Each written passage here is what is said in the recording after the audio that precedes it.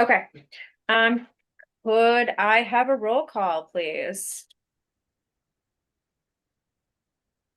Director Baker, Excused? Director Case, Here? Director Foley, Here. Director Mendieta Ramos, Here? Director Mormakunde, Here. Director Najib, Here. Director Pence. Here. Are we in compliance with the open meetings law? Yes, you're in compliance. Thank you. Okay, so first up on the agenda, we have comments from the public. Looks like we have 2 topics with 3 speakers each. We have added a timer that the speaker can see, set for 5 minutes, so you'll know where you are.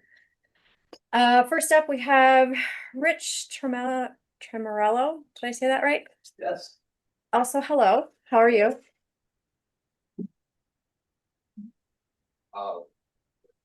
Just, yep, you can take a seat right at the end of the table. Good afternoon. I'm Richard Tremorello, representing the Milwaukee Area Labor Council, where I'm an executive officer. The council includes 75 local unions, including AFT Local 212.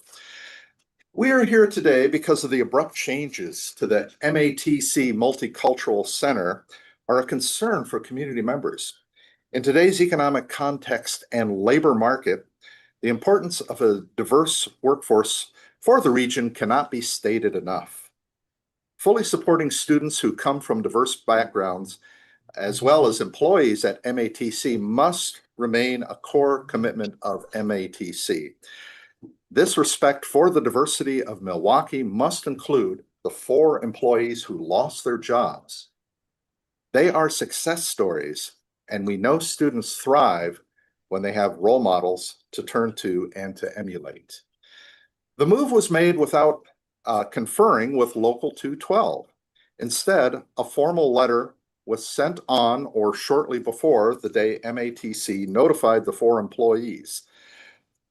The changes affect 4 positions in the paraprofessionals bargaining unit. Removal of representative positions to support those that are non-represented, such as those that are supervisory or administrative, is a serious concern for us. We are disappointed that the union was not seen as a partner to engage. Actions taken so far don't assure the community that MATC will continue to offer services to achieve shared goals. We look forward to move for positive updates soon. Thank you very much. Thank you.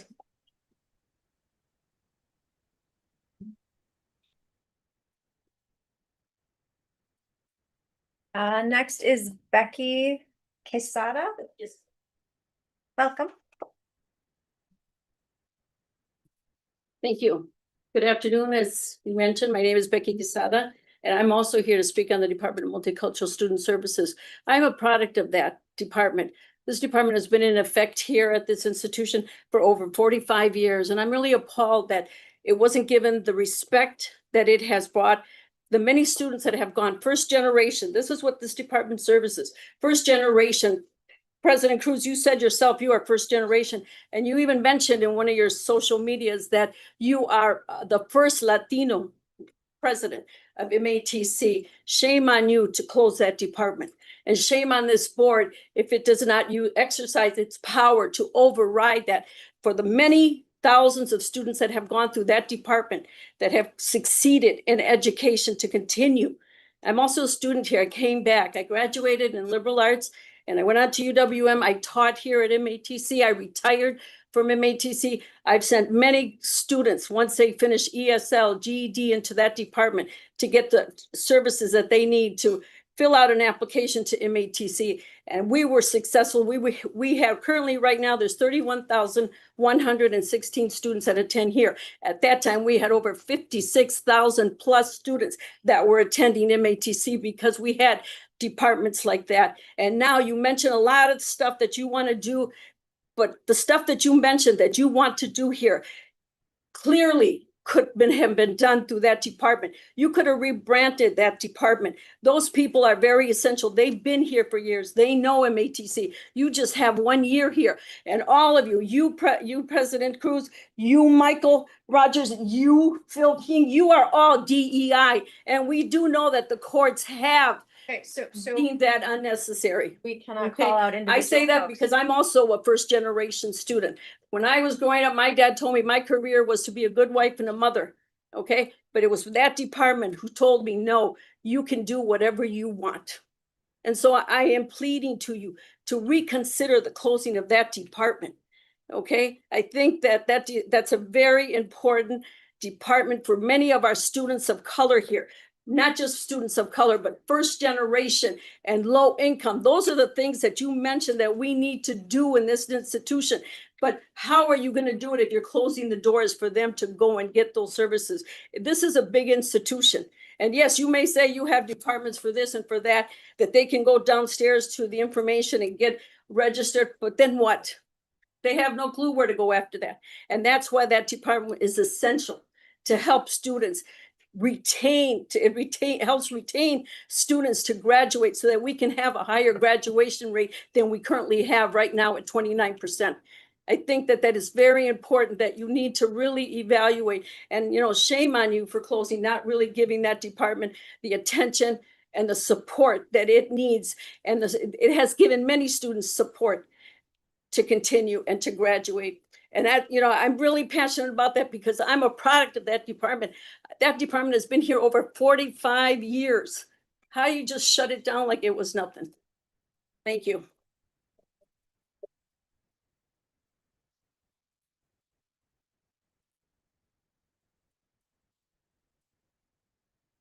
So my apologies for not reading this before public comment started, but I want to remind the public that negative public comments identifying specific personnel via name or position are not appropriate for presentation to the board in public session. So again, my apologies for not stating that before public comment started. So thank you. The next speaker is Pastor Mose Fuller. Did I pronounce that correctly? Come on up, sir. Welcome.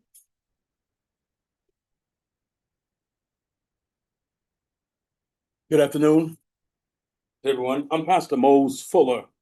I'm the pastor of St. Timothy Community Baptist Church, City of Milwaukee, and I'm also a graduate of MATC.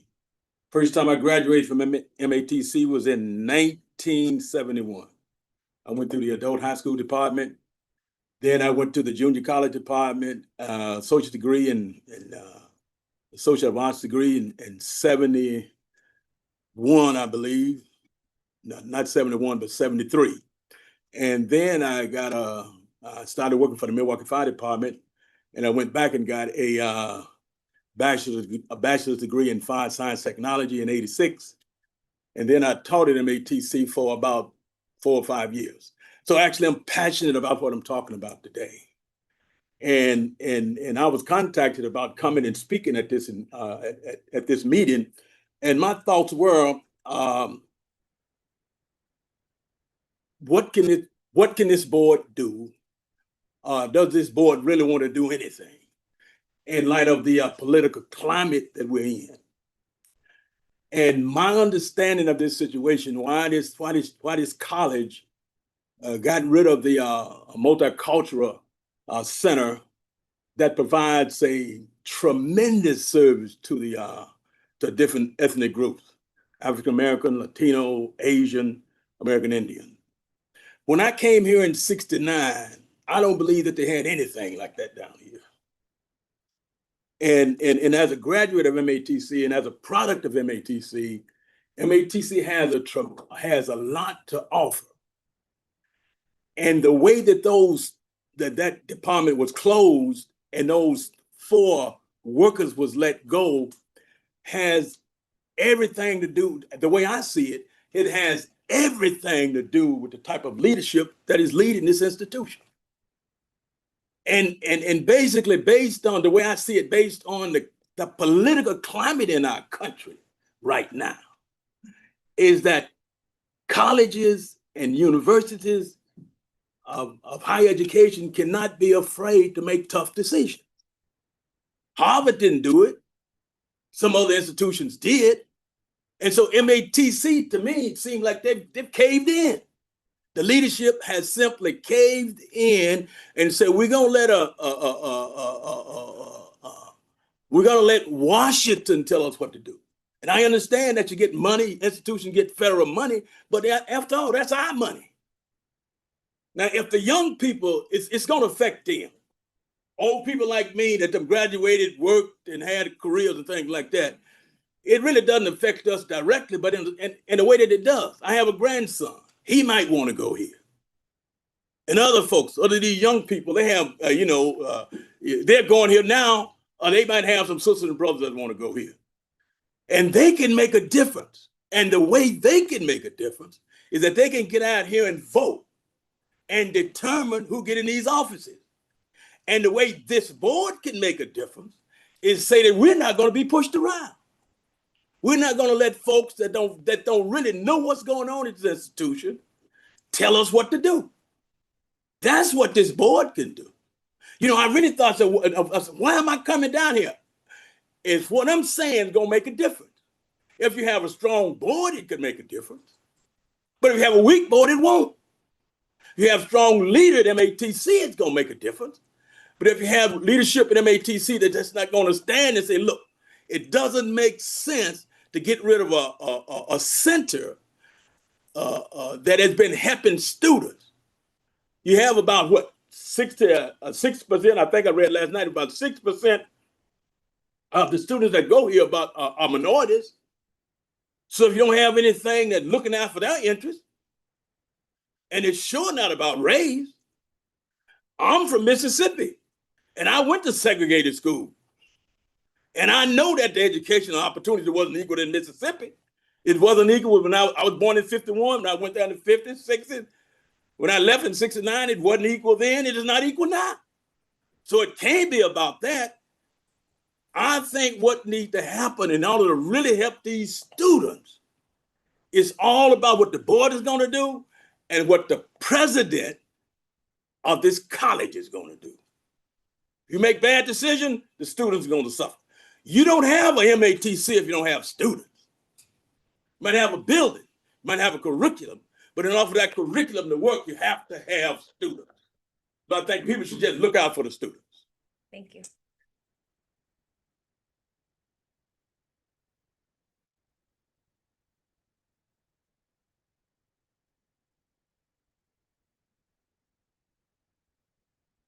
Okay, our next topic is around community engagement. Our first speaker is Dima Pachtrov.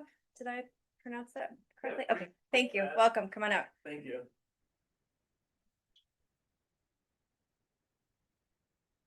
Thank you, board, and thank you, MATC, for allowing me to speak on behalf of an organization called The New State.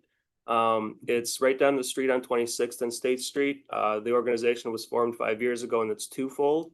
We're doing two things: fundraising money to save an old theater from demolition, which we accomplished, and now we're developing that building, an old bar next to it, and a green space into an all-ages music or all-ages music hub that's a safe space for the community in Milwaukee in general. Sober space as well, which is very important in this city. The second part of the organization, outside of saving the building and bringing back an old historic theater for the community, which would have 415 capacity seats, theater ran by the nonprofit, 3 recording production studios, and a merchandising shop for the community. The organization would build curriculum and engage young people, mainly about 8th grade to 12th grade, in music production, performance, broadcast, audio, podcasting, those types of things that are very popular nowadays. And there's a lot of interest from the young people in these spaces. In the last 5 years, we've been able to build curriculum through strategic partnerships, started to teach these things. And then actually some of our earn and learn programs were teaching these skills to young students, and then through the summertime, hiring them to actually use these skills to do things like Washington Park Wednesdays, which is an 8-week concert series, and support that organization as well. I think there's some opportunity to network with MATC to create a stronger pipeline of taking young people who have passion in these spaces and there's a lot of interest in it from these young people, and connect them to MATC and make them aware of the programs that MATC has.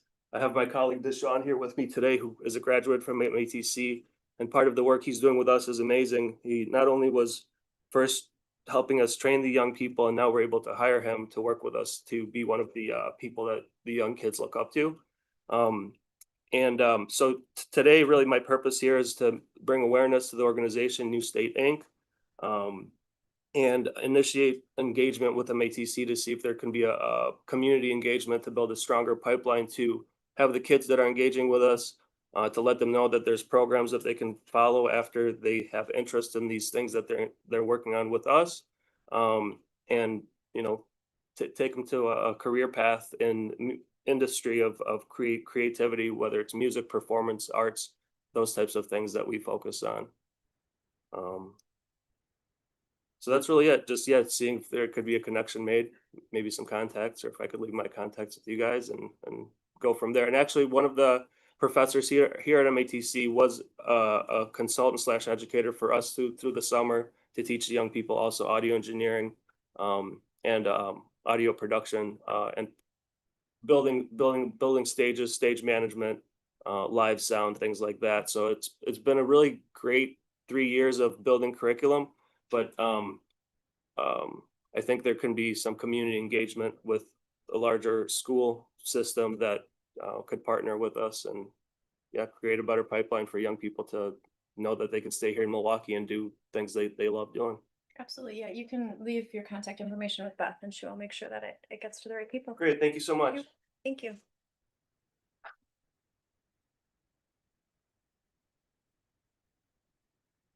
Next is Deshaun Hayes. Oh, Deshaun was with me. Oh, okay. So, yep, I spoke on both of you. Okay, perfect. Okay, then Kendall Allen, am I?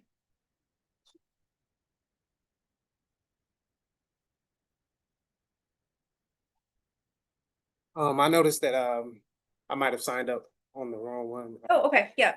Do you have a different topic? Well, yeah, about the That's fine. Go ahead. my name Kendall Allen. I'm a concerned citizen. Questions about the termination. Why were the 4 staff positions in the Office of the Multicultural Services eliminated? What specific criteria were used to determine which positions were cut? Were there alternative options considered before deciding on a termination? Questions about diversity and equity. How does MATC justify this decision while claiming to support diversity, equity, and inclusion? What steps will the college take to ensure students of color continue to receive specialized support? How will MATC monitor the impact of these cuts on student success and retention? Questions about transparency and process. Why were students, staff, and community members not consulted before these terminations? What internal review process led to this restructuring? Can MATC commit to more transparent and inclusive decision-making in the future? Questions about the new Office of Community Impact. How will the new Office of Community Impact provide the same level of tailored support that the Multicultural Services Office offered? How will MATC measure the effectiveness of this office in meeting the needs of students of color? That's all I have to say. Thank you.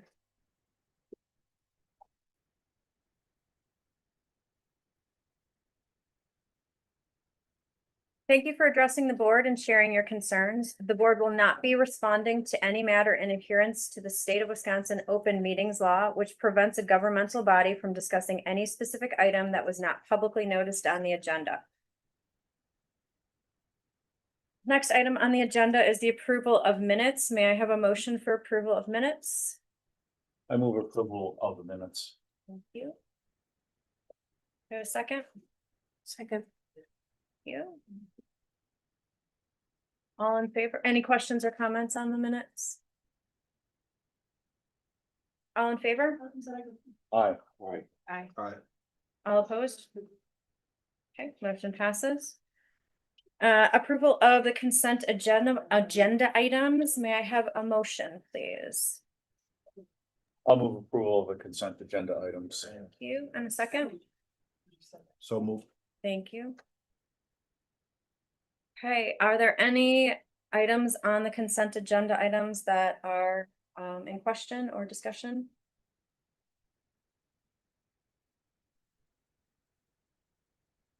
Okay. Dr. G, you have any questions online? No. All right, all in favor? Aye. Aye. Aye. All opposed? Motion passes. Okay. Next on the agenda is resolution F 0375-09-25, authorizing the sale of 1.5 million general obligation promissory notes. Series 2025 to 2026 D. May I have a motion? I'll move approval. Second. You? Okay, could I have Justin Fisher? Thank you. I see you were there. Thank you. Well, good evening, everyone. It's nice to see everyone. So this morning we conducted the sale for the $1.5 million financing, which is a series 2025-2026 D. As we were going into this sale this month, the big news that's happened over the last week has been that the Fed has made the first rate cut. It was anticipated, it was projected that would happen at the end of this year, but we've also heard that for a long time. Now the question is, what are they going to do over the next couple of months? There's 2 more Fed meetings, one in October, one in December. The thought is right now that there's going to be potentially 2 Fed cuts both times. There could be 1 large Fed cut. That's really a question. And then what happens in 2026? The bigger thing that the financial markets are looking at is, while the Fed made a rate cut, what does that do to the economy? Does that get inflation going again? Is it, what's the true impact of a Fed rate cut at 25 basis points? Is that enough to do anything? Or are they going to take it down slower? And that's kind of the expectation at this point, is that they're going to take it down a little bit slower.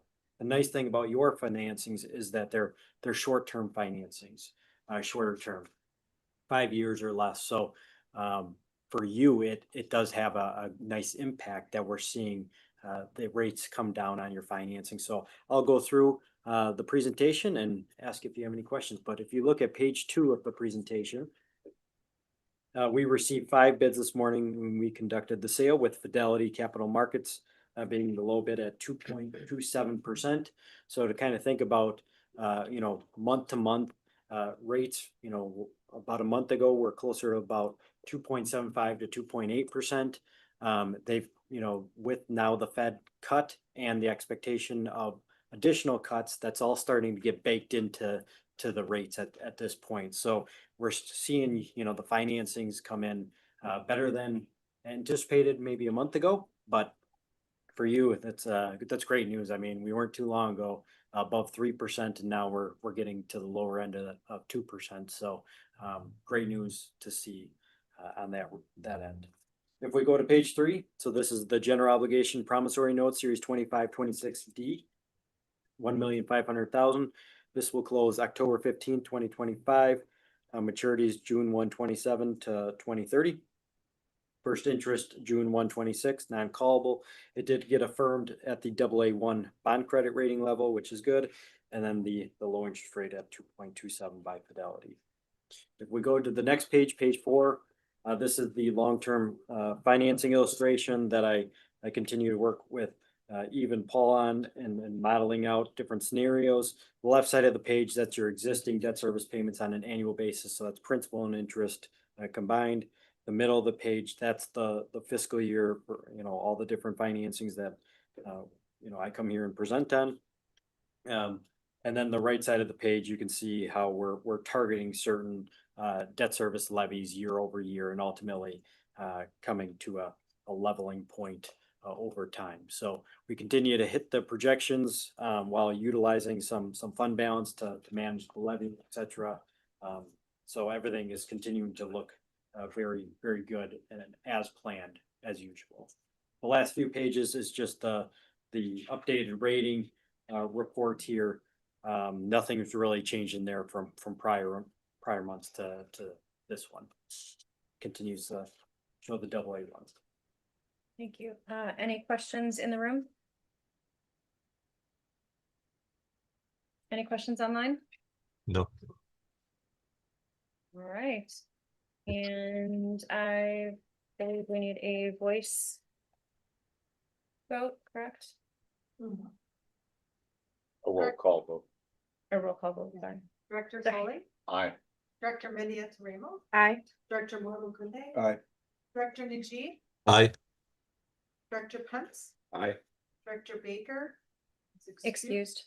And Director Case. Aye. Motion passes. Thank you.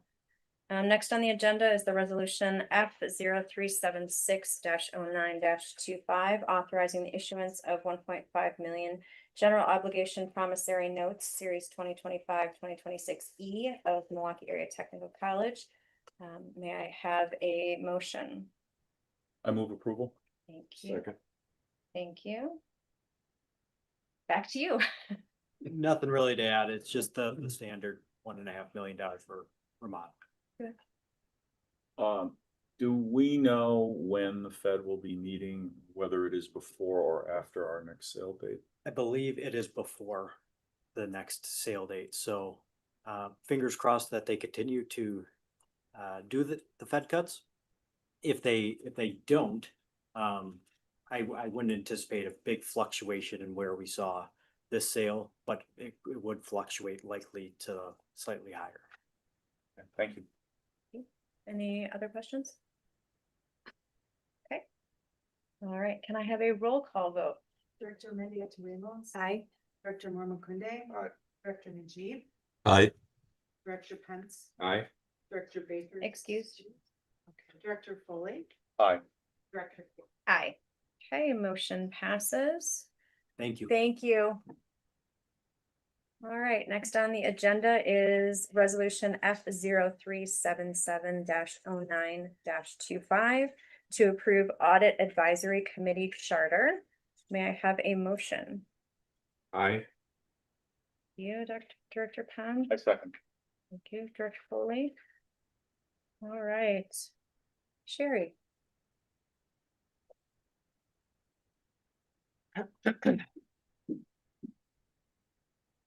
Good evening, everyone. Good evening.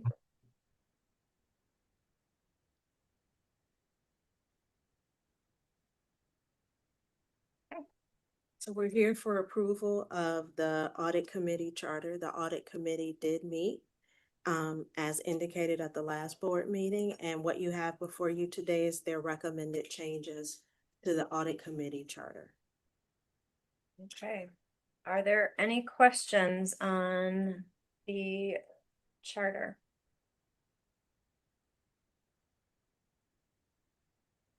Madam Chair. Yes, go ahead. Thank you, Madam Chair.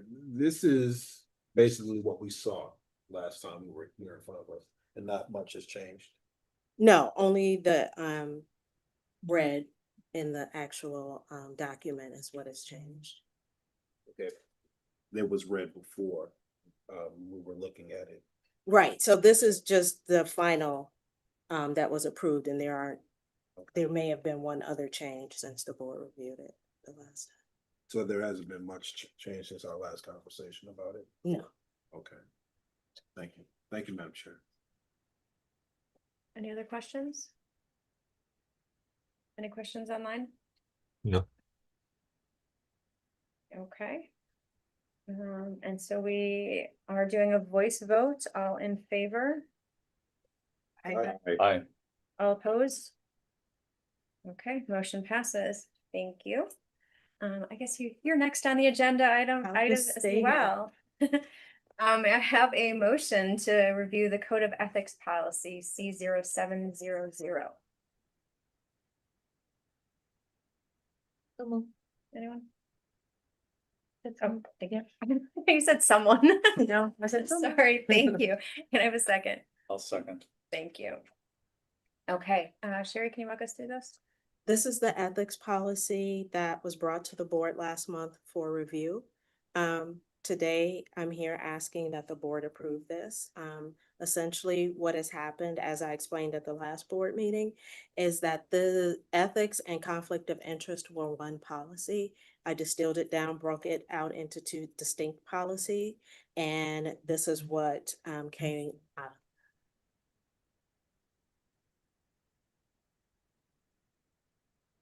Any comments or questions on the code of ethics policy as it currently reads?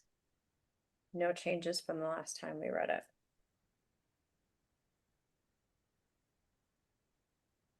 Seeing no questions. All in favor? Excuse me. Yes, go ahead. I'm a little confused about what we're voting on at this moment. Are we voting on both the code of ethics policy and the conflict of interest? So Or just one? the current motion is the code of ethics policy. If you would like to amend it to be discussing both of them at the same time, we can. I would not. Okay. Then, if there's no, is there any other comments or questions? Okay, all in favor? Aye. All opposed? Okay, code of ethics policy passes. So next on the agenda is the conflict of interest policy, C0700-1. May I have a motion? I'll move approval. Thank you. Second? Second. Thank you. Any questions on the conflict of interest policy? Online? Okay, hearing no questions or comments, may I have a, all those in favor? Aye. Aye. Aye. All opposed? Motion passes. Thank you. Next on the agenda is the Services of Outside Legal Counsel Policy, A0205. May I have a motion? So move. Thank you. Second? I second. Thank you. Any questions, Director Foley? I have 4 or 5 questions about what specific language means, and with the suggestion it may require some explanation or modification. So if I could just go through those. Yes, absolutely. Go ahead. Beginning with the paragraph, the first paragraph under the subheading selection of outside legal counsel. This isn't a clarification question, but I'm wondering about the decision that it is the president and general counsel alone who will review the proposals received and invite people to come back for interviews. I'm concerned that there isn't any board participation up to that point, and that I think it would be, I'd like to suggest for discussion here whether this should be amended to say that the board chair and the president and general counsel will review the items and jointly select the group that will come back. The board chair may be aware of conflicts, for example, that the administration is not. The board chair may have had experience with particular law firms that might indicate that they should or should not be invited back. I just think that there should be some involvement of the board chair, and if it's all right to proceed in this way, since I said I had 4 or 5 comments, I will propose an amendment to that effect before we're asked to vote or when we're asked to vote. Okay. The second is the last clause of that same first paragraph. It says once those, as the amendments are indicated, once those proposals are received, the president and general counsel will review them and invite a select group of firm representatives on campus for interviews, so long as the board has determined that it does not desire to execute this responsibility. I think that last clause could mean 2 things. It could mean unless the board affirmatively chooses to do something else, or it could mean that unless the board chooses not to participate. So the question is, are we saying that it's going to follow this procedure unless the board chooses not to participate? Or are we saying that we're gonna follow this procedure so long as the board has not determined that it desires to execute this responsibility? They're just, it's two different things, and I'm not sure which is intended. Okay, so. Affirmative act or passivity is really the question. So, initially, when I brought this forward, this paragraph had, indicated that the board would do the whole process. And then the board indicated, no, we prefer that the general counsel be involved in the process. I added that last sentence to indicate that should the board decide that they don't want either the president or the general counsel to be involved, then the board would execute that first paragraph regarding the request for proposal process. Okay. So this, we're saying that once the proposals are received, this is the process we're going to follow unless the board chooses to follow a different process. Correct. I think that would be a little shorter and clearer. Let me write that one down.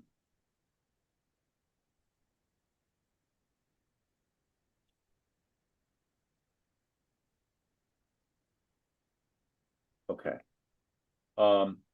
Third, relates to the next paragraph.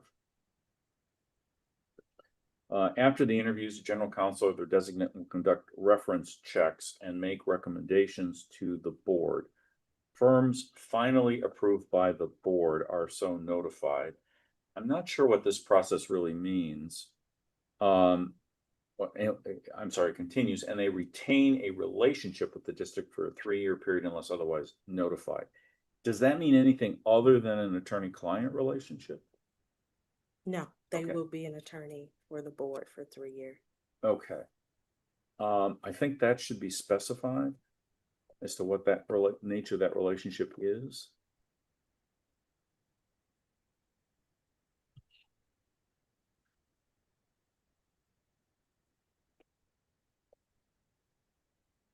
And is it the intent that once the recommendations are made to the board and the board acts, that the firms, the firm or firms indicated will be retained? There will be an engagement letter? There will be an engagement, and as I indicated, I will ask for annual engagement letters.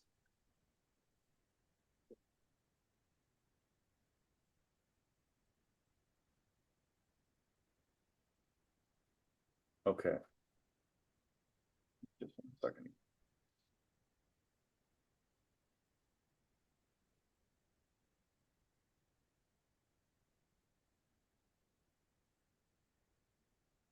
Okay. Under the subheading selection of outside legal counsel for the college, I'm just wondering why we are listing,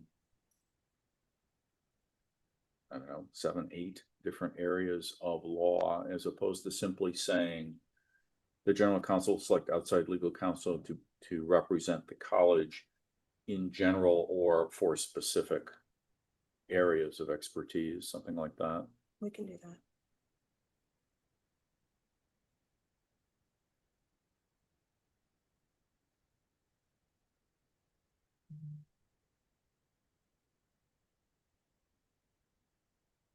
And then the last paragraph on the first page, when it talks about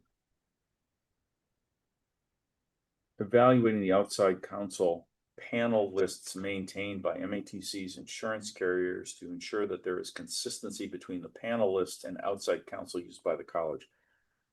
I don't understand. Are we saying that we will only retain outside legal counsel that are on the insured panel lists? No, but I do want to make sure that I've reviewed the firms that are on the panel list. There have been instances where there were people added to the list, and for one reason or another, we were not aware. And so I will be reviewing those lists to make sure that I am clear who's being added and that those are appropriate firms to be added to our panel list. Okay, so this is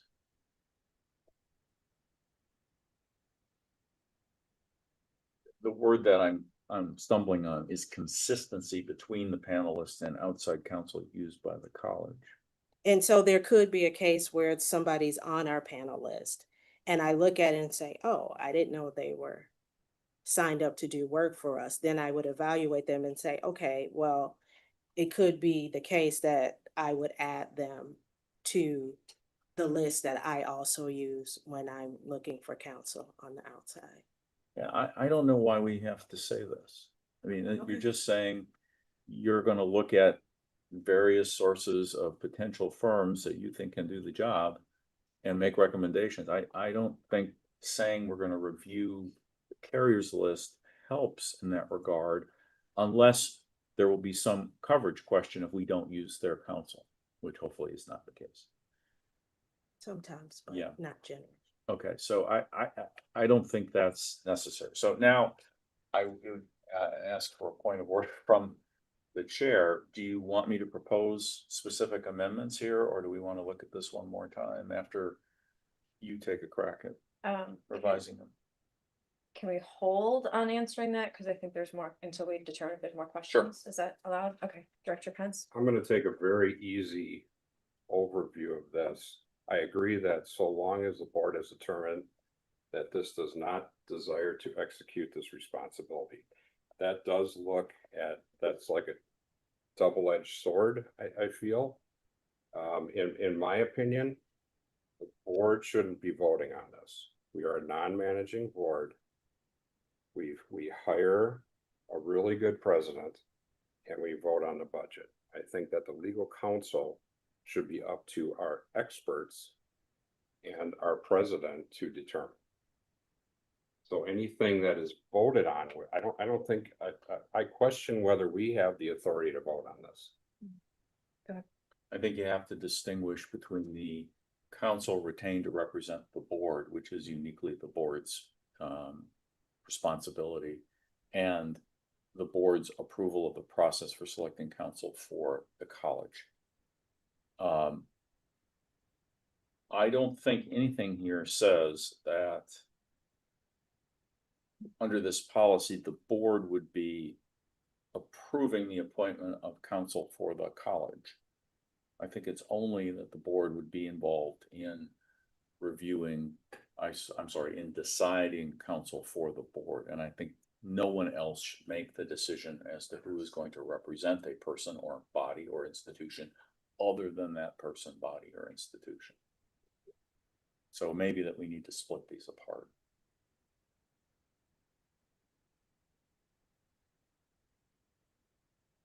Dr. Pence, do you disagree with the board should have a say in its own representation? I don't think we should be selecting. I don't think we should be going through the process of selection. I think that is up to represent us, to represent the the board. school. No, so the way that this is written is there's Right. two pieces of it, Mhm. and Sherry, jump in if I misrepresent. So the second section, oops, where it talks about for the colleges, so that second highlighted section is the representation of anything within the college. That first section is representation of the board itself. The only piece we would have say in, it'd be our board attorney representation. So who is representing us as a board, not the college. The only thing we're voting on the other part is the policy itself. That we agree that that's the process the college should use to So select. could this theoretically be two different Correct, parties? yeah. At this point? Yes. The way this is? Well, it could be multiple different parties because you could have a board, a firm that represents the board. You could have an employment attorney from a firm. You could have a real estate attorney from another firm. So the college could choose multiple firms. This does not require, I didn't read anything that says there has to be a single firm that represents either section. For either the board or the college. Right, or even within the college, there could be different firms for different purposes. Correct. So just so I have this straight, Mhm. should this be two separate things that we vote on or anything? Questioning.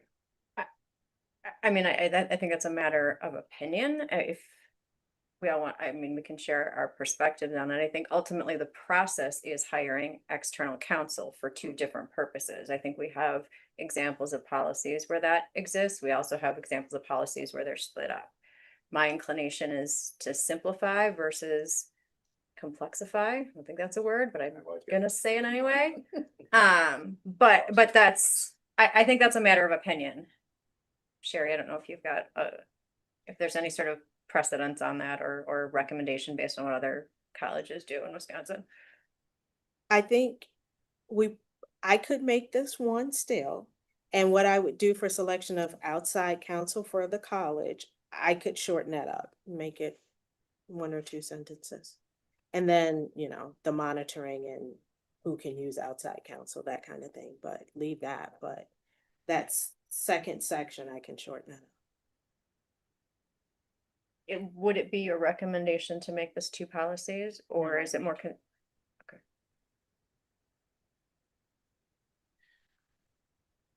Might want to move the use of outside legal counsel section under the heading of the selection and use of outside legal counsel for the board.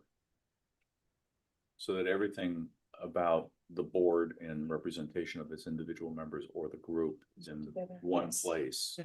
Yeah, And yes. For clarification. And then the rest is just monitoring, which is our job anyway.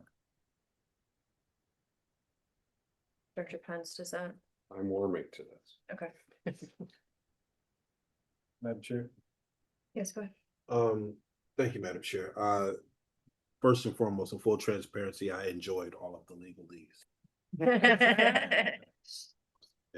I'm curious if someone who represented both was outside counsel for the board and outside legal counsel for the college, if they were the same individual, would that pose a conflict of interest Interesting question. for attorney clients? I'm not an attorney, so I'm looking at the 2 attorneys. You raised your hand. I think the answer clearly it could. It does not necessarily do so, but it could. And that's one of the reasons why the board needs the ability to hire separate counsel in circumstances where there might be a conflict between the board's interests and concerns on one hand and the college's on the other. So if I may, Continue, Madam yes, please. Chair, because I did hear you talk about separation earlier in the dialogue, and I'm wondering if that is an instance where we need to have 2 different votes and separate this policy between one another so that we could get ahead of any perceived conflicts that might arise. Does that make sense? It does. Okay. I think still one policy would do it.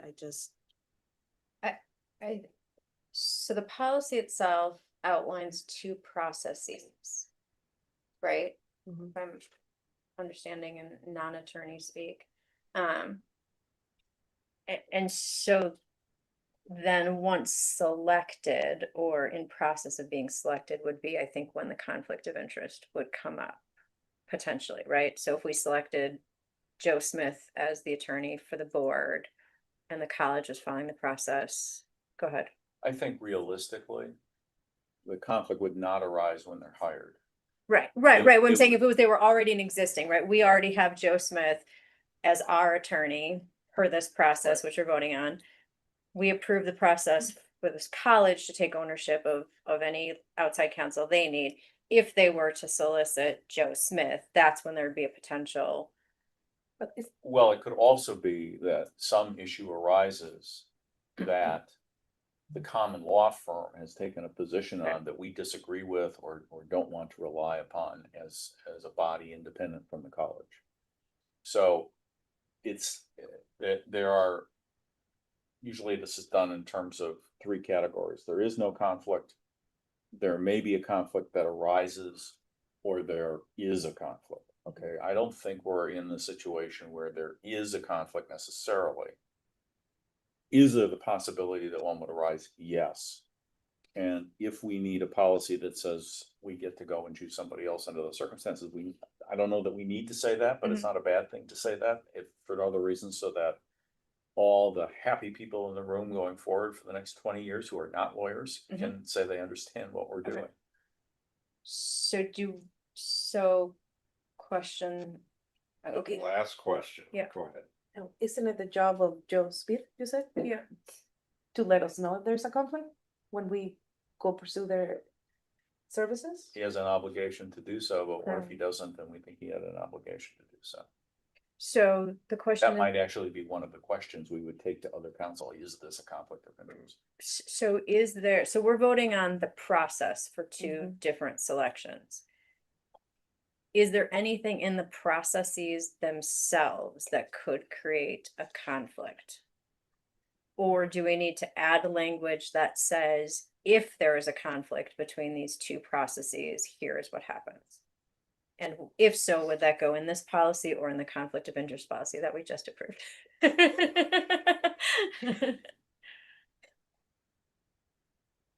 Beyond conflict of interest, it seems to make sense to have the same people doing both.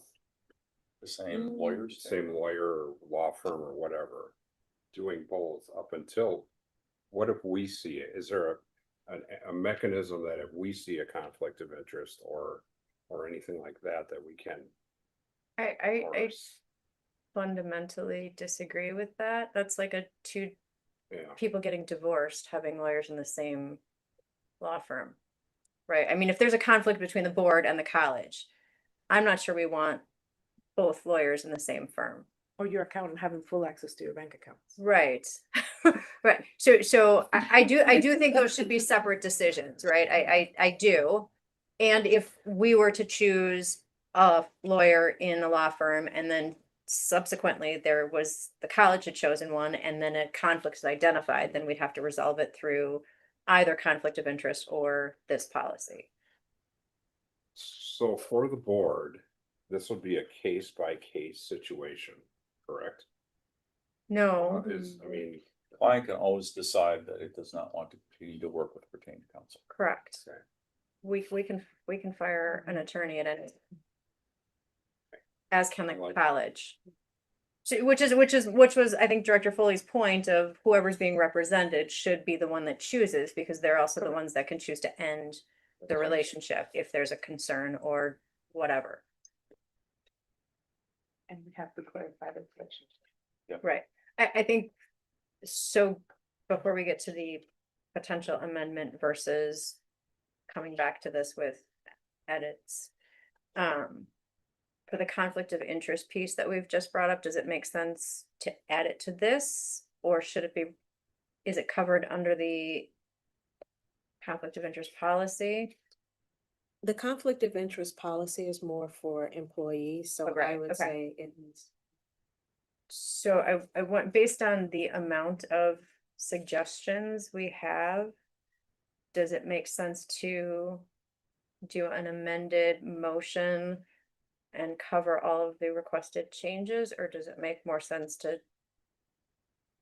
Unless we're gonna stop and have counsel actually write out the amendments. Right.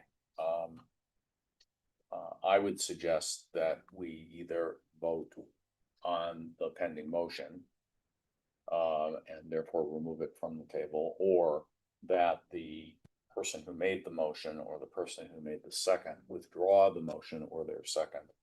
And if there is no replacement for them, then there is nothing to vote on at this time. And then it would be revisited on a future agenda. I don't remember who made the motion and seconded it. Supreme made the motion and Dr. Ng made the second. Madam Chair, Yes. I think I would like to withdraw my motion. Withdrawn, accepted. Is that the right response? Okay. Thank you. Thank We'll you. try it again next. Thank you for the valuable conversation. And I feel like, For real, I really. yeah, no, I feel like we had a good discussion and had clarity around the concerns and gave you feedback. All right, thank you, everyone. And with that, we move on to reports. And the chairperson's report is first. So first on my report is the Foundation Blue Tender event. Dr. Cruz will be participating in the next MATC Foundation Blue Tender fundraising event on Tuesday, October 14th at the Blue at the Pfister Hotel from 5:30 to 7:30 to raise funds and awareness for the MATC Promise Scholarship. Other celebrity bartenders include Chef Aaron Lipinski of the Milwaukee Fire Department, Truman McGee, MATC alum and creator of Funky Fresh Spring Rolls, Chef Paul Bartolotta, MATC alum and co-founder of the Bartolotta Restaurants, and Adam Grzinski, I apologize if I said that incorrectly, MATC alum and head of information technology at Potawatomi Casino Hotel. In the past, those have been very fun events, so I would encourage everybody to attend if they are able. And it's a good cause. What are the dates and times? October 14th from 5:30 to 7:30. That is a Tuesday. Yes. Make Tuesday. it the fourth Tuesday of the month. Stuff. That would be fun. We will be moving our board meeting to the Blue Tender event.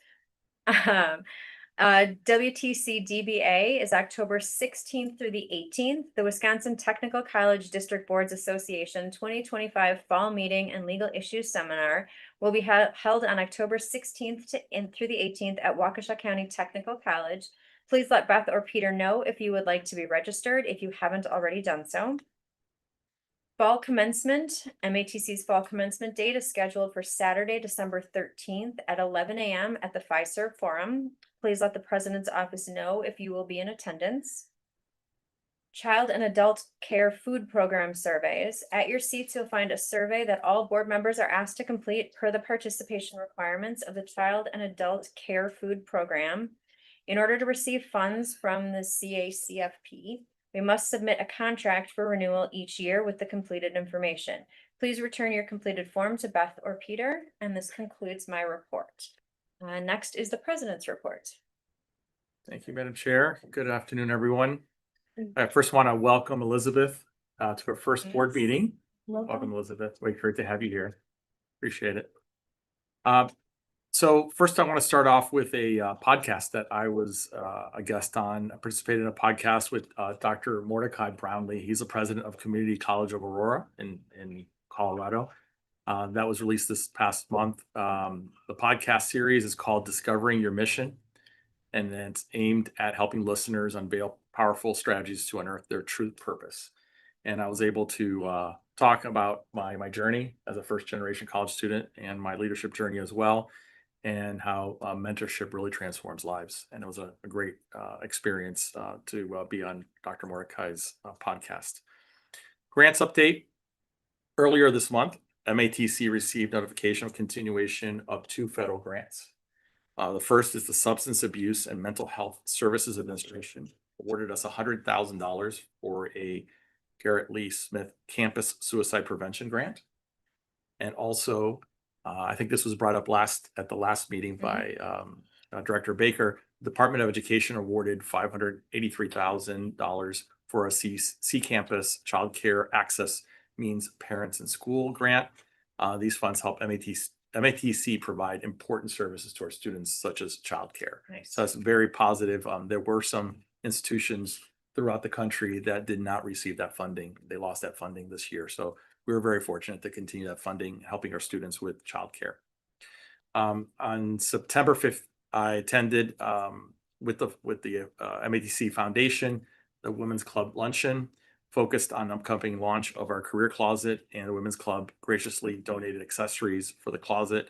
And I had the opportunity to speak to the club members and talk about our mission, our new strategic plan, and things that are going on at MATC. On September 11th, there was a September 11th commemoration on our Protective Services Department hosted a salute to first responders. This was at our Oak Creek campus.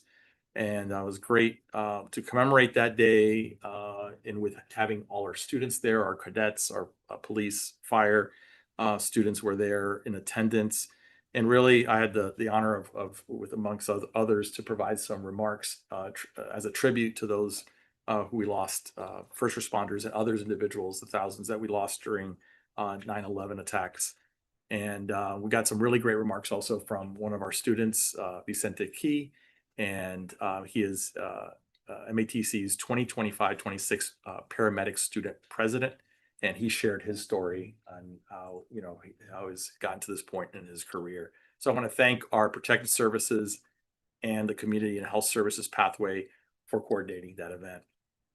Emerging Leaders Program. On September 12th, we recognize our newest graduates from our MATC's Emerging Leaders Program, which is a year-long program. Actually, it's 13 months, where it prepares MATC staff to be supervisors and managers. And they participate in this program that they complete 325 hours of developmental activities over that 13-month period of time. When they complete the requirements, this is the really great part, is that participants earn an Emerging Leaders credential, which serves as an equivalent to 2 years of supervisory experience that they can use to apply for positions here at the college. So these are individuals that currently do not have any supervisory experience, but by completing this program, now they're set for success in the sense that they will now have the opportunity to apply for positions at the college that require that supervisory experience. Nice. So congratulations to our graduating cohort. I want to thank, that's our second cohort, by the way. And I want to thank Vice President Bonds Jones and her human resources team for doing that, especially Michelle Wild, which is the person that is leading the effort on that program. Again, that's one way that we are creating a caring culture here at the college, by providing these opportunities to our employees to move up to positions in supervisory roles. Hispanic Heritage Month kickoff. Last week, MATC kicked off Hispanic Heritage Month, which honors the significant contributions of Hispanics and Latinos communities in here in the United States. Festivities included an opening ceremony, dance performances by Panadanza, and food from Anytime Arepa. We'll be offering other types of activities throughout the month. So be lookout on, for those activities as we go through. It's really it's 30 days. It started on the 15th. It runs through the 15th of October. This morning, I was given the opportunity to meet with our German exchange students that came from Theodor Litt Schule, a school in Germany. And students are being hosted by our International Education and the MCT pathway. They'll be here from September 22nd through October 1st. Director Pence was there, right? It was really cool. You got to meet the students. Yes. Great bunch of students. And we've been doing this program for now 20 years, where we've been hosting these students coming from the school in Germany. And then we've been sending students and faculty to Germany as well. So that is a great exchange program. And our students will get to go to Germany in May of 2026. So this partnership provides exposure for both the students coming from Germany and our students here to international relationships, obviously exchange of culture. They get to travel, they get to talk about their experiences, talk about differences in technology between the countries. And it's always great to welcome the German students here and their faculty and chaperones that were in attendance.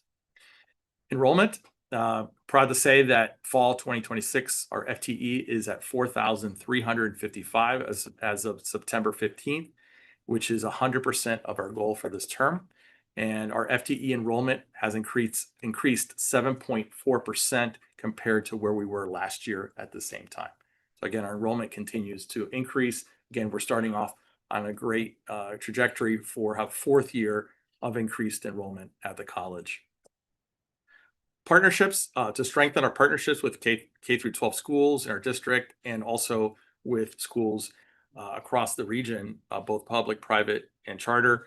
I met with the superintendent of the West Milwaukee School District, talked a lot about dual enrollment, opportunities for dual enrollment, also with the principal at St. Joan and Tita, and also the principal at Vesmer High School, really to find out how we can do better when it comes to these partnerships, not just dual enrollment, but other opportunities that we can partner with these institutions in our area.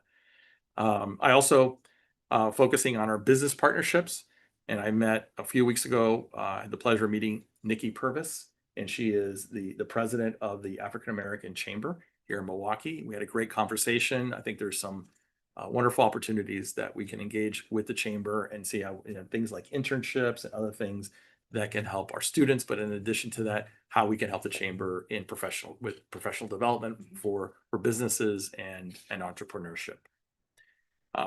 Last Friday, I was honored to launch the new Presidential Medals of Distinction at the investiture reception, which recognized 4 incredible individuals. And the Impact Award focused on Joe and Ellen Chakota. As you know, that they've been very gracious and generous with their resources and started the Chakota Scholarship here with $5 million a couple of years ago. We've had over 300 students graduate because of that scholarship, and over 1,000 students have been served. So they definitely have had a very big impact on the college and our students.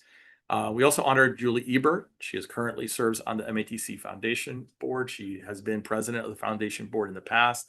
She has a deep connection to MATC. Her grandmother was actually an instructor here many years ago, and she has been a very not just generous with her time, but also with her resources. She was one of the individuals that when the Chakotas came up with the match on the $5 million, she and her husband Frank donated $500,000 to start that matching process. So definitely somebody that has given her time and effort and really has created a legacy for herself here at the college. The last award went to the Ambassador Award. That was to Vi Hawkins.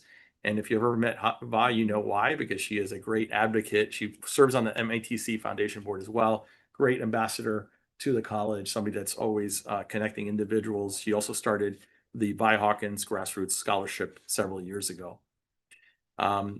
So leading up to the investiture, there were a series of community connection events that took place at each of our campuses to make sure that, you know, we reached out to our partners, engaged with our partners in the community. And that could be anybody from elected official to some individual that owns a business, or those are business owners, or CBOs. Other individuals came to those events. It was a great opportunity for me to share more about the college, but in addition to that, been able to give them tours of each of the campuses so they get to know what's going on in each of the campuses, especially those individuals that may be connected to our college, but really have not been on one of our campus for a while. So it was nice to have them on campus and be able to share those things. I know I want to thank Dr. Najib for attending our downtown event.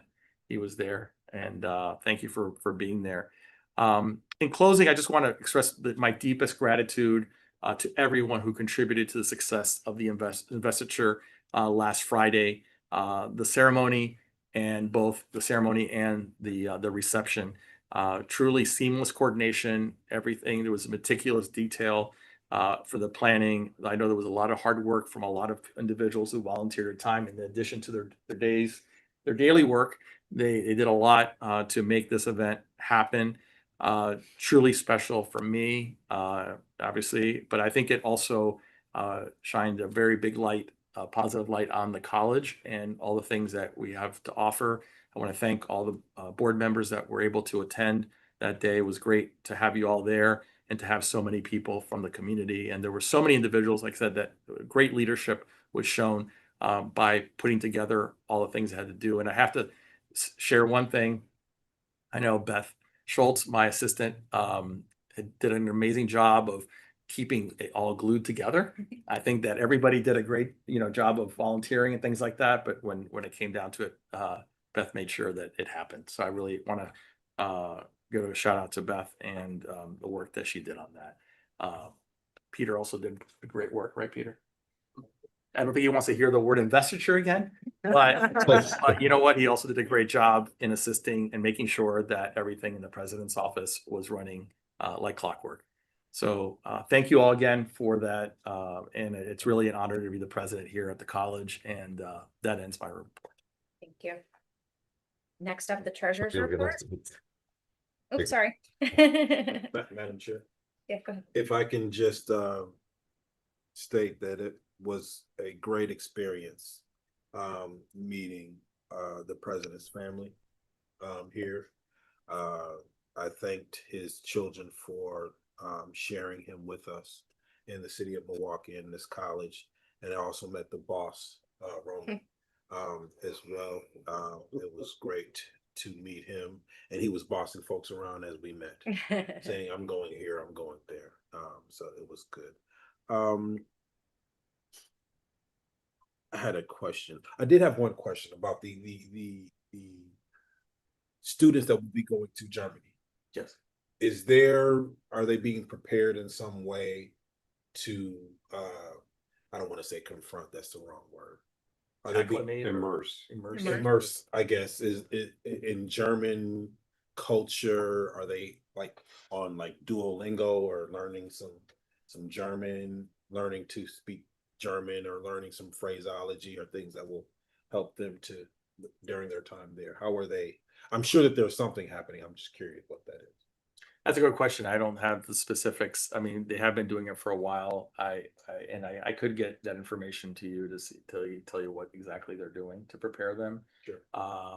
I think that just this is my second year meeting with that group, and the faculty from there seem to be very engaged with us. So I think that helps a lot in trying to help our students adjust over there. And so I can get you that information. I just don't have that off the top of my head. I don't know what the details are there. I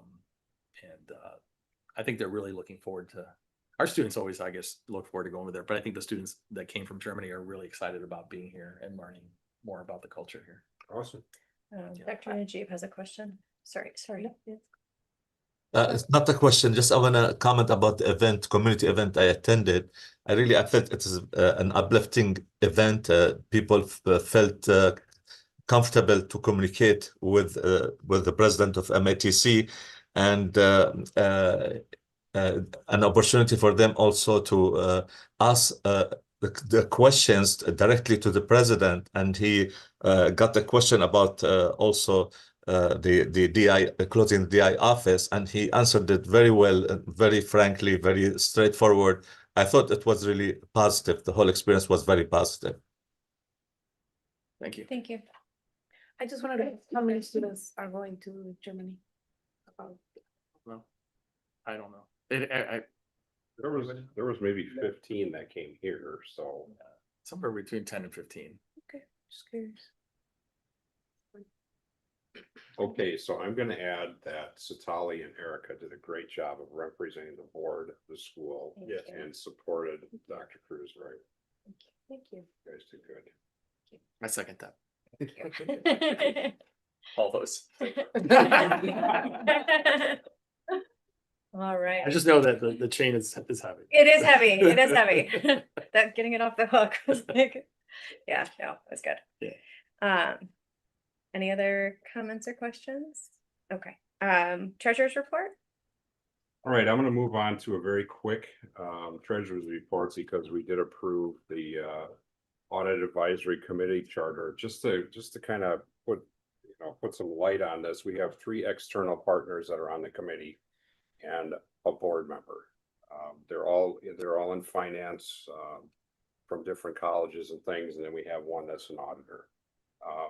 I think this is a really good resource to help us move ahead and help us keep going with this, with this committee. All the committee members are present. Dr. King was there, Sherry, Paul Zink, and the MATC staff from finance. We reviewed and approved the recommended changes to the committee charter, and then we presented it tonight for approval. Just to back this up a little bit, Paul did a really good job of going backwards and following up with what had happened in the past on the committee and getting opinions from the 3 external partners. And that's how this structure came to fruition. We did have since I've been doing this, our first meeting where everybody showed up here in person, which I always prefer. Brian Kubik provided the internal audit updates, and his reports are the audit follow-up summary report is in your materials here at your table. There was a really positive presentation on artificial intelligence, the Google Gemini project that Don Chairperson put together. And it was very positive, and we are really ahead of other schools in the AI space with implementing this Google Gemini. It might not be a bad idea to have him come and present as he moves further into it. And then lastly, Eva presented, Eva Kurther, CFO, provided committee members with the updates on the external audit that is currently ongoing. To date, the year-end audit continues to move along with findings of no concerns, and auditors are hopeful to complete this engagement and present to the board as scheduled at our November meeting, so we don't have to have a December one. That concludes this, and next committee meeting is on December 10th. So thanks everyone for your dedication to putting this all together. So. Thank you. Any comments or questions for Director Pence? Okay. And next, our student report. Yes, thank you, Madam Chair. I'd like to say thank you, Chair Case, Dr. Cruz, and members of the MATC District Board, administration, and our college community. My name is Elizabeth Calixto. I am the governor of our district student association this year. And while our student board representative position is currently vacant, I will be here to share some updates with you. First, I should mention that the student board representative that was elected last year did not re-enroll in his classes, and we will be following our guidelines as outlined in our constitution to find a replacement. I'm excited to share that our campus student association and district student association are beginning their activities for this academic year. DSA has been meeting a few times to go over updates to our organization's bylaws. All 4 of our campuses are preparing for our campus student association elections for this fall. So far, for our goals and discussions are focusing on increasing student outreach, events, and amplifying the student voices. The Wisconsin student government begins on October 3rd, 2025 with the WSG leadership training and meeting event at Chippewa Valley Technical College. We are excited to continue to advocate for our technical college education at a state level. As a student, I am really looking forward to continuing my work for our student body. The first month of classes is officially behind us, and I want to summarize what has been going on at all of our campuses. We had an opportunity to volunteer for the orientations that took place prior to classes starting. During the first week, we had a great welcome event to give students a great first impression of our college, as well as to provide assistance with any questions that they may have had. What better way to start a year than a few little welcome coffee and donut events? We also had a welcome back luncheons, which our student body really enjoyed. We had celebrated our Hispanic Heritage Month kickoff here at the Milwaukee downtown campus. It was great. We had a Pandanza was here, and we got a lot of dancing, even for Dr. Cruz. For the last 3 or 4 years, Student Life has selected a different Latino country to highlight. This year, our luncheons for Hispanic Heritage Month had been arepas from Venezuela. We have a variety of events happening at all campuses celebrating Hispanic Heritage Month. I would like to thank all of you for your time and the opportunity to share this information with you today. I am looking forward to this academic year, and I'm even more looking forward to continuing our advocacy for our students' needs of our Wisconsin Technical College system. Thank you. All right, thank you very much. Any comments or questions for our student representative? Okay, next we have the Milwaukee PBS report. With Debbie Hamlet. Best for last.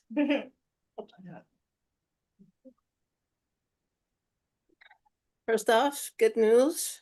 We were nominated for 2 Emmys for Jesus Salas, Roots and Legacy and Day of the Dead, both produced by longtime host and producer of Adelante, Patricia Gomez, and editor Yvonne Sanchez. So that's really good news. And then not so good news. You already know about the federal funding rescission from and the closing, winding down of CPB. And these funds were allocated for this current year that we're in. So PBS has reduced their budget by 21% and laid off approximately 100 staff members and expects to lay off more by the end of the year. That's approximately a third of their staff. PBS has reduced station dues this year. Every station has to pay dues for programming that we get. And so they've reduced each station's dues by roughly the amount of the budget cut. In our case, that's about 20% or $521,000. Our total cut was almost 2.2 million, and 63% of PBS's budget comes from stations. So there's enough to go around for everyone. The American Public Television Station Group, who lobbies on behalf of stations, are continuing to work to find ways to restore some funding. It's a long shot for sure, but they are really trying to find ways to restore at least partial funding. CPB will wind down by the end of October. And we don't have any other information other than they're closing out all of their grants. Any money that they have that was left over for stations that didn't receive grants for one reason or another will be distributed to stations. Our fundraising goal this year is 9 million. And we're very thankful for those who have been really supportive with donations. We're thankful for those who've left funds to the stations in their will. We received notice of 2 planned gifts coming our way, $160,000 one and another one for almost $50,000. These seeds for planned gifts were planted long time ago. And so we're starting to see some of those planned gifts come in. We're working with an expert in the use of AI in media. There's some routine mundane tasks like sorting through program grids from several sources and combining them for our magazine grids and our online menu, sorting through our phone logs, and this will save some staff time to devote to other more complicated tasks. We also have been using AI to clarify images that are really old and sometimes missing parts of the pictures. It's worked incredibly well. So we'll be experimenting with some other things with AI. We've engaged a consultant to help us implement ATSC3, which is IP-based technology that offers a more interactive viewing experience, features 4K video, immersive audio, and targeted emergency alerts. The thing that we're most interested in is the targeted emergency alerts. So I'm looking forward to seeing what that report looks like. And recently we held a screening of Becoming Thurgood with the Marquette Law School. There were more than 150 people in attendance. It was a really great film. I'm sure, I think you can find it online, and it's mostly in his voice, which is really amazing. And we also worked with the Marcus Corporation to show the final Downton Abbey movie with more than 125 people in attendance. Many of them just cannot go without dressing up in period costumes. So it's kind of fun. So a little bit of something for everyone, and I'll be happy to take any questions you may have. Any questions? All right. Thank you so much. Thank you. Okay, next we have the annual marketing plan.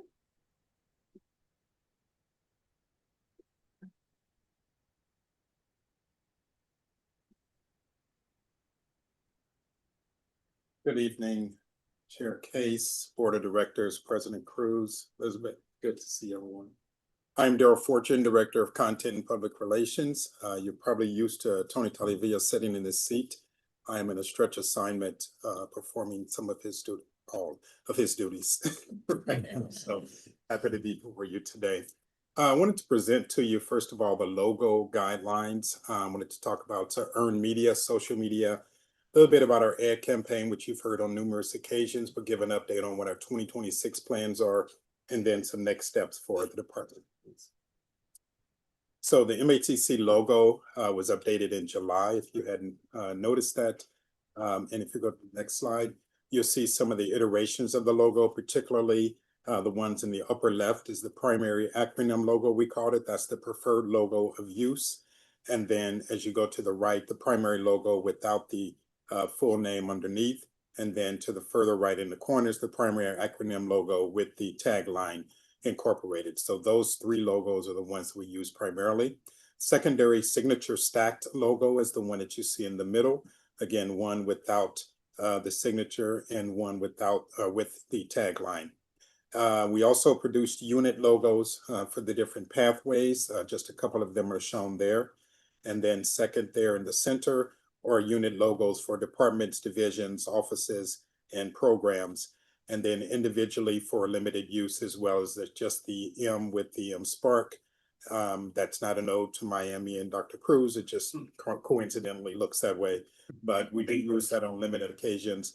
And you probably saw the presidential seal, which we'll use on limited use, but also at the investiture that got to receive some prominence. These are produced by our design team, which is led by Sharon Grace, our visual identity manager. Also want to talk about our earned media and storytelling. Mark Feldman, who is an award-winning writer, is in the room. He's typically not in the room. He watches from his office, but I don't know why he came today. Maybe he knew I was presenting on this, I guess. So, but I do want to highlight him. He has been with us for 4 years, I believe 4 or 5 years, and has just done some fabulous writing. We really try to highlight the students, staff, and alumni. Mark, if you raise your hand. Student, staff, and alumni. We really were trying to do consistent messaging, tell stories. That storytelling is extremely important. You may have seen it at the investiture when we had the opportunity to provide input to Mayor Johnson in his remarks in investiture, where he talked about MATC students who are working at the city and named several of those students and positions that they're in. We're hopeful to be able to continue to do that, provide input whenever someone's coming on campus or we're going to a particular facility to talk about the success of our students. And then we're partnering even more with the MATC Foundation, with Jenny Finn and her team, to tell stories and news and help them in their donor cultivation. Our newsroom site is matc. Next slide, sorry, matc.edu. If you go to matc.edu/newsroom, you can go directly there. You'll see the litany of stories that are written, probably a couple a week that we'll put up there. We also produce a news digest about every 3 to 4 months that we send out to media. Understandably, we don't send media alerts, media news releases on every story. So we send the stories to push them out to media. At least it keeps us front of mind. It creates some awareness in their minds.